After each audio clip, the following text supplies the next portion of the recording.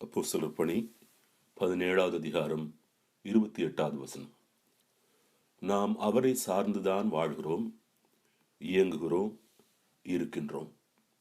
உங்கள் கவிஞர் சிலர் கூறுவதைப் போல நாம் அவருடைய பிள்ளைகளே, தேவ பிள்ளைகள். நம்முடைய உண்மையான அடையாளம் எது என்று அறிந்திருப்பதும் அறிக்கையிடுவதும் தான் நம்மை மெய்யான விசுவாசிகளாக மாற்றுகிறது. நம் ஒவ்வொருவருடைய வாழ்வின் அடிப்படையே தேவனிடமிருந்துதான் தொடங்குகிறது. யோபு 12:10 வாசித்து பாருங்கள். அவர் கையில்தான் அனைத்து படைப்புகளின் உயிரும் மனித இனத்தின் மூச்சும் இருக்கின்றன என்று பதிவு செய்கிறார். தாவீதும் கூட நாம் தேவ பிள்ளைகள் என்கிற இந்த உண்மையை அகமகிழ்ந்து பாடுகிறான். சங்கீதம் 36:9.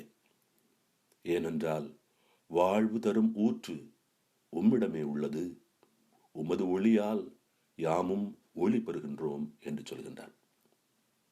பவுலப்போஸ்தலனுடைய வாழ்வில் ஒரு சம்பவம்.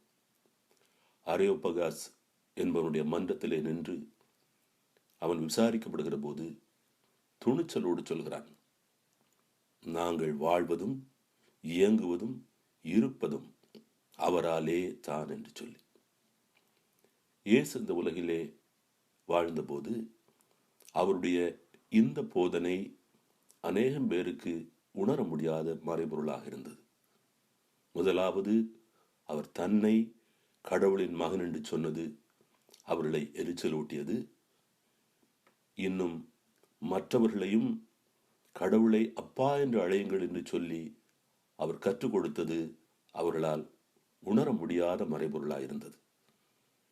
எபிரேயருக்கு எழுதிய கடிதம் இதை உறுதி செய்கிறது. தூய்மையாக்குகிறவர் தூய்மையாக்கப்படுவோர் அனைவருக்கும் உயிர் முதல் ஒன்றே. இதனால் இயேசு இவர்களை சகோதர சகோதரிகள் என்று அழைக்க வெட்கப்படவில்லை என்று சொல்லப்படுகிறது.